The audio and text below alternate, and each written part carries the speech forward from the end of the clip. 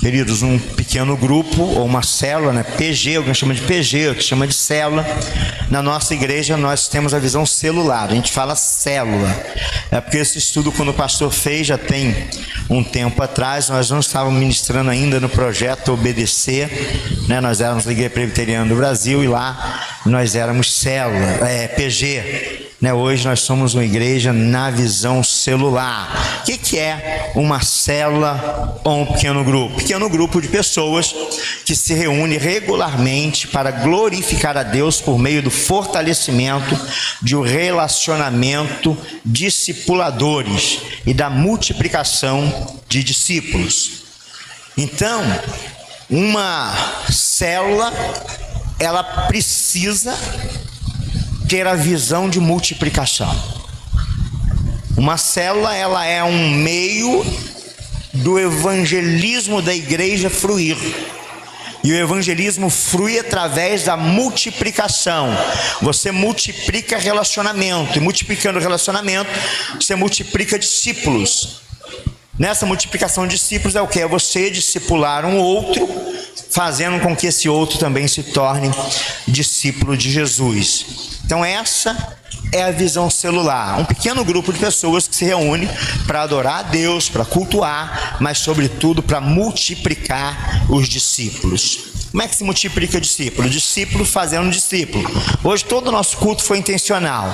Lá na abertura do culto a gente leu Mateus 28, 18, 19 e 20, e de fazer discípulos. E aí Jesus disse que estaria conosco todos os dias até a consumação do século. Então qual é o papel da igreja na terra? Fazer discípulos. Qual é o papel da célula? Multiplicar discípulos. Qual é o seu papel? Multiplicar o que você é. Mas olha bem, você só consegue multiplicar aquilo que você é. Você só consegue multiplicar aquilo que você é. Então para você fazer discípulo, você tem que ser um discípulo. E um discípulo não é só aquele aluno de Jesus. O discípulo é aquele que recebe um discipulado. É aquele que é discipulado por alguém, aquele que recebe um discipulado de alguém. Como é que funciona na nossa visão celular? O pastor hoje é o coordenador das células. Daqui uns dias nós vamos levantar outros coordenadores. O pastor é o coordenador da célula. Abaixo do pastor tem a supervisão da célula. E hoje nós temos 4 supervisões, 3 para cada, 3 supervisores, 4 supervisores e 3 células para cada supervisão. E aí cada supervisor, ele supervisiona 3 líderes. E o líder comanda cada um a sua célula. Então é uma estrutura muito bem montada.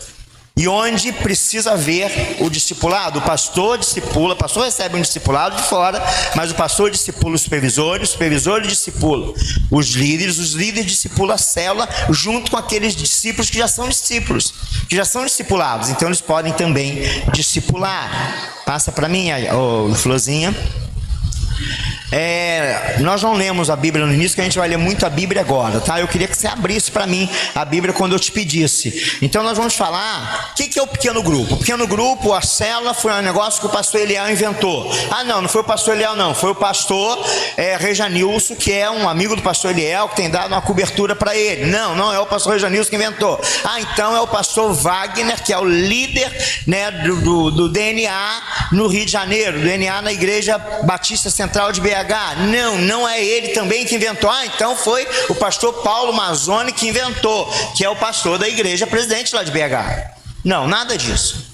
A célula, ela já existia na igreja primitiva. A célula foi uma criação de Deus na primeira igreja, na igreja primitiva.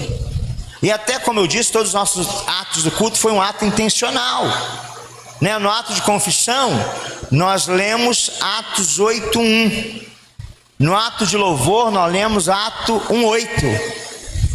E depois eu vou falar sobre isso. Passa para mim, Frozinha. Eu queria que alguém abrisse para mim em Mateus capítulo 16. Romanos capítulo 16, perdão. Romanos capítulo 16. Se o meu presbítero puder, ou o meu diácono puder levar um microfone para quem for ler, seria bom. Leu, pedi para parar, parou. Tá bom? Quem achou, quem vai ler? Romanos, capítulo 16, verso 3 ao verso 16.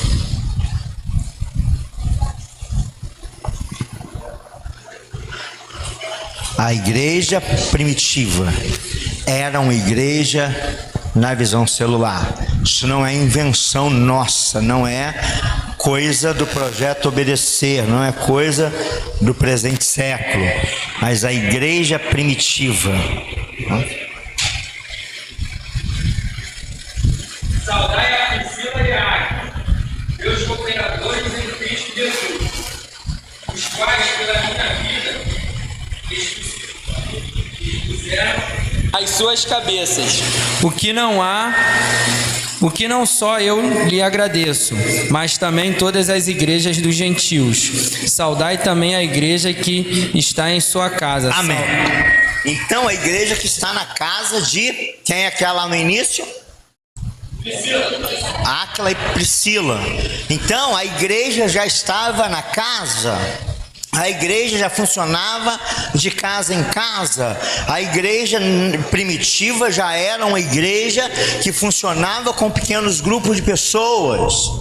Então não é uma invenção moderna, não é uma coisa do nosso século, não é uma criação própria, mas é algo que já funcionava na igreja primitiva. A nossa casa tem o potencial de trazer aconchego para as pessoas que ali estão. E isso é muito importante, amados, porque se a nossa igreja é uma igreja na visão celular, se nós dissemos que a nossa vida é do Mestre, que a nossa casa é do Mestre, que o nosso carro é do Mestre, a gente precisa botar essas coisas à disposição da igreja do Senhor, à disposição do Mestre, para Ele tratar em nós. Porque tem gente que diz assim, no carro tem até lá escrito assim, propriedade de Jesus. Acabou o culto, poeira no irmãozinho, não dá carona para ninguém, não oferece carona para ninguém, egoísta, anda sozinho no carro, irmãos vão a pé e diz que é a serviço do Mestre. Se precisar para levar alguém no médico, não leva, se precisar para socorrer alguém, não leva, e está dizendo que é a serviço de Jesus. Quer dizer, além de ser um egoísta, está mentindo. E assim também na nossa casa. Minha casa é Jesus, Jesus habita na minha casa. Mas o povo de Deus não pode ir na sua casa se Ele habita na sua casa? Se você está em Cristo, você é nova criatura. Se você está em Cristo, seu irmão é seu irmão mesmo.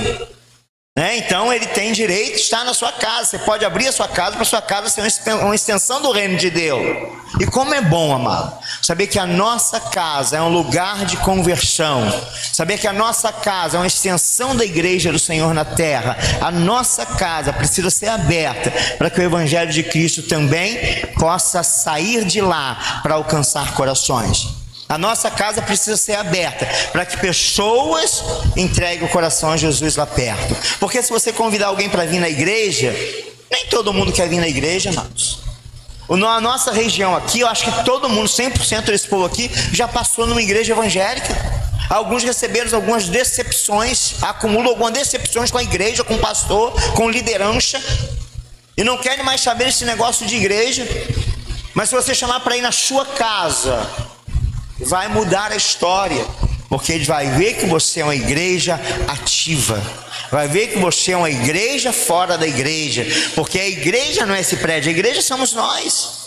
E aí quando nós trazemos da nossa casa, essas pessoas passam a ter uma outra visão da igreja de Cristo nessa terra. Então, primeiro, ela não é uma invenção moderna, ela já acontecia na igreja primitiva. Na casa do apóstolo Paulo também tinha um pequeno grupo. Passa para mim, alguém lê para nós Atos 28, 30 e 31. Atos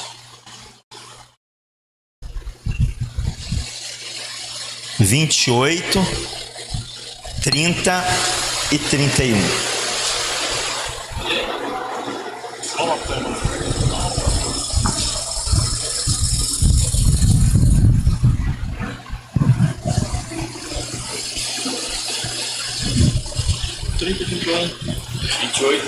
Me ajuda aí, irmãos. Seja-vos, pois, notório que esta salvação de Deus é enviada aos gentios, e eles o ouvirão. E havendo ele dito essas palavras, partiram os judeus, tendo entre si grande contenda.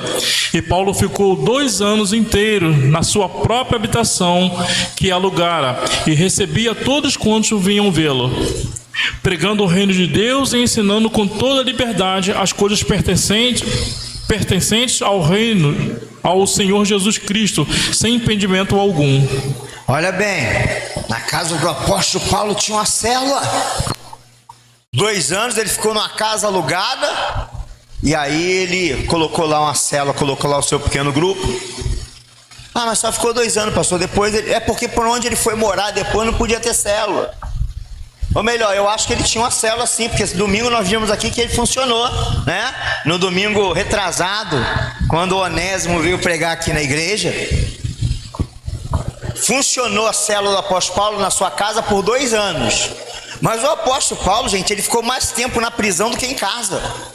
E aí quando estava na prisão, ele também funcionava, ele tinha uma célula dentro da prisão. Onde foi que Onésimo aceitou Jesus? Vocês lembram? Onde foi que Onésimo aceitou Jesus? Foi na prisão. Então ele tinha uma célula na prisão. O apóstolo Paulo tinha uma célula em casa e tinha uma célula na prisão. Ele ficou 2 anos, aí estava solto, estava 2 anos na casa dele, alugou a casa, botou uma célula, ensinava, ajudava, discipulava, recebia as pessoas na sua casa, mas aí ele mudou de lá. Mudaram ele, pegaram ele e levaram ele em cana. Mas como o homem era o homem de Deus, era um homem poderoso na palavra, era um homem que tinha visão espiritual, ele criou uma célula dentro da prisão. E aí dentro da prisão quem ia para lá se convertia também, porque ele tinha uma célula implantada até dentro da prisão. Então, olha a história da igreja em célula. Olha que coisa maravilhosa é a igreja em célula. A igreja, mas durante algum tempo, a igreja ficou muito adormecida neste negócio. A igreja ficou muito adormecida na questão da filiação espiritual, da paternidade espiritual. Mas hoje, com as células, volta essa paternidade espiritual. Você se lembra quem foi que ganhou você para Jesus? Você lembra quem foi que te evangelizou? Quem foi que discipulou você? Essa pessoa foi seu pai na fé, foi sua mãe na fé. E você tem sido pai na fé de alguém? Tem sido mãe na fé de alguém? A sua casa tem sido um celeiro de discípulos. É importante a gente olhar isso. É importante a gente notar isso. Por quê, amados? Porque a nossa casa, ela precisa estar à disposição de Deus, assim como a nossa vida precisa estar à disposição de Deus. A igreja em célula não é algo moderno, a igreja em célula é algo antigo. A igreja em célula é algo da igreja primitiva, mas é algo que funcionou. É algo que funcionou e precisa funcionar nos nossos dias. Como eu disse para os irmãos, todo o nosso culto hoje foi um culto intencional. Primeiro nós lemos Mateus 28, depois nós lemos Atos 1:8. E Atos 1:8 vai dizer assim, quer ver?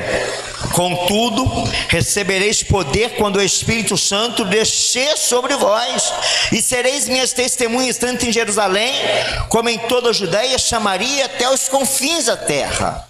Essa era a ordem inicial de Jesus. A ordem inicial de Jesus era essa, vocês vão ficar em Jerusalém até ser revestidos de poder. Mas depois que você for revestido de poder, vocês vão e vão pregar, vocês vão e vão fazer. Depois que vocês forem revestidos de poder, vocês precisam expandir o reino em Jerusalém, Judeia, Samaria e até os confins da terra. Mas o que acontece? Nesse Atos 1:8, parece que a igreja não entendeu esse negócio. Parece que a igreja não obedeceu a voz do Senhor. E aí a gente colocou o texto seguinte, Atos 8:1. O que Atos 8:1 vai falar? Vai dizer assim: e Saulo estava apavorado, aprovando o assassinato de Estevão. Daquele dia em diante estabeleceu-se grande perseguição contra a igreja em Jerusalém, e todos, exceto os apóstolos, foram dispersos pelas regiões da Judéia e Samaria. O que aconteceu aqui? Jesus disse: ó, vocês vão receber poder, eu vou com vocês vão para Jerusalém, Samaria, Judéia, né, e até os confins da terra. O povo não foi.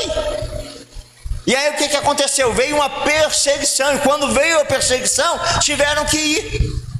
Só que aquelas pessoas que foram, quem foi? Aquelas pessoas que estavam infectadas, entre aspas, aquelas pessoas que já estavam coladas, aquelas pessoas que já estavam agora que foram discipuladas, que agora tinham Jesus na sua vida. Essas pessoas que estavam infectadas já por Jesus, pelo Evangelho, infectadas no bom sentido, elas fugiram. E aí quando elas fugiam, elas foram para Samaria, Jerusalém, Judéia e até os confins da terra. E aí o que acontecia? Eu me mudei daqui, fui perseguido aqui em Saracuruna. Aí eu me mudei, né, lá para Queimados. Não, mas eu vim de Queimados para cá. Mas aí eu fui lá para Queimados. Aí chegou lá em Queimados, na época eu era o único crente que tinha. Aí o que eu fazia? Eu chamava todos para minha casa e começava a ensinar a palavra. E aí o Evangelho espalhou. Por causa de uma desobediência, Deus cria uma estratégia da igreja ir. A igreja foi e multiplicou. Amados, será que nós estamos precisando hoje ser perseguidos para entender o negócio? Será que a gente precisa que a perseguição chegue realmente no Evangelho, não disfarçada como está, mas uma perseguição real, para que nós possamos ir? E eu tenho falado que esse tempo não vai ser diferente. Eu tenho falado que com a saída da igreja romana, católica romana, né, daqueles que defendem os bons costumes da Bíblia, contra o aborto, contra o homossexualismo, contra a ideologia de gênero, contra as drogas, eles têm abraçado agora essas imundícias, vai sobrar para a igreja evangélica sozinha. Mas quem disse que a perseguição é ruim? Quem disse que o aperto é ruim? O momento do aperto é o momento que a igreja toma uma atitude. Então, amados, não vamos esperar chegar esses dias que está tão próximo. Vamos ainda hoje começar a multiplicar. Dizer, o meu coração eu já abri para Jesus. O meu bolso eu já abri para Jesus. Mas eu preciso abrir também a minha casa para Jesus. Eu abri o meu coração, eu abri o meu bolso, mas eu preciso a minha casa para divulgar o reino de Deus nessa terra. A igreja em célula não é uma invenção moderna. A igreja em célula é algo de Deus. A igreja em célula foi algo criado pelo próprio Deus para que nós pudéssemos expandir. A pessoa pode até não ir na igreja, se você o convidar, mas ela vai primeiro na sua casa. Na sua casa ela entende que a igreja não é aquilo que ela pensa que é. E aí ela volta para Jesus, volta aos braços do Pai. A nossa casa é uma ferramenta, é um lugar de aconchego. Nossa casa, porque a reunião das células, amados, não é um culto. Outro dia eu estava numa célula e a pastora falou, agora fulano vai pregar. Eu falei, pastora, você que é fera na célula, não é pregar, ela vai compartilhar a palavra. Ela vai compartilhar a palavra, vai alcançar o coração da pessoa, vai quebrar o gelo. Você vai lá de uma forma muito formal, você vai de bermuda e de chinelo. E lá você vai conversar, você vai encontrar amigos de verdade, você vai encontrar uma igreja de verdade. Sabe por quê? A igreja existe para ser uma família. A igreja é a reunião dos filhos de Deus, né? A reunião dos santos.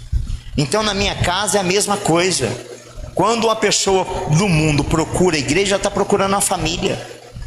Deixa eu falar um negócio para você que é muito facilitador para o crescimento da célula, mano. Nós vivemos num tempo onde as pessoas perderam o sentido de pertenço. Ninguém pertence mais a ninguém. Antes a pessoa dizia assim, não, eu sou presbiteriano. Ou a pessoa dizia assim, eu sou assembleiano. Ou a pessoa dizia, eu sou batista. E se ela se mudasse para um lugar, ela ia lá e ia procurar uma igreja batista, ela ia procurar uma igreja presbiteriana, ela ia procurar uma igreja assembleia. Mas hoje as pessoas estão procurando uma família. Elas estão procurando um lugar de aconchego, estão procurando um lugar de amizade. O mundo está sem amigo, o mundo está sem pertenço, mas você tem um coração, você tem um braço, você tem um abraço. Você tem uma casa, você tem uma simpatia, você tem um instrumento que Deus pode usar para alcançar muitas pessoas nessa terra. E a sua casa pode ser a porta de chegada da igreja do Senhor nessa terra. Eu vou ficar por aqui hoje, semana que vem a gente continua. Eu vou ficar por aqui. Mas que você possa crescer na graça e no conhecimento de Jesus. Que você possa receber de Deus, amado, a graça de ter um coração doador para abrir sua casa e deixar a igreja ser plantada na sua casa. Nós queremos fechar aqui o mapa. Nós vamos numa gráfica, nós vamos imprimir o gráfico aqui: Jardim Primavera, Campos Elíseos, Saracuruna, Parque Morabi, essa região aqui toda. E a gente quer uma célula, pelo menos uma célula em cada bairro dessa cidade. A gente quer uma célula em cada bairro de Duque de Caxias, pelo menos uma célula. Nós já temos células que vai abrir lá que tem até líderes pronto para abrir lá na Vila São Luís, para abrir lá na Vila da Penha. Temos células lá em Queimados. Mas nós queremos uma célula em cada bairro, primeiro de Caxias, depois de quem sai em cada bairro do Rio de Janeiro. Porque a nossa igreja é uma igreja na visão celular. O instrumento que Deus usa é você, é o seu braço, é o seu abraço. Amados, eu costumo dizer que a reunião da célula, em alguns momentos, ela funciona apenas como uma desculpa para eu dar um abraço em alguém. A pessoa teve uma semana ruim, um dia ruim. A pessoa está vivendo um período difícil. Mas quando ela chega na sua casa, na célula, ela ganha um abraço seu. Talvez aquele vai ser o único abraço que ela ganhou uma semana. Talvez vai ser o único eu te amo que ela ouviu durante aquela semana ou durante aquele mês. Portanto, a sua casa, o seu braço, o seu coração precisa ser abertos para o Senhor. Precisamos abrir primeiro o nosso coração para Jesus.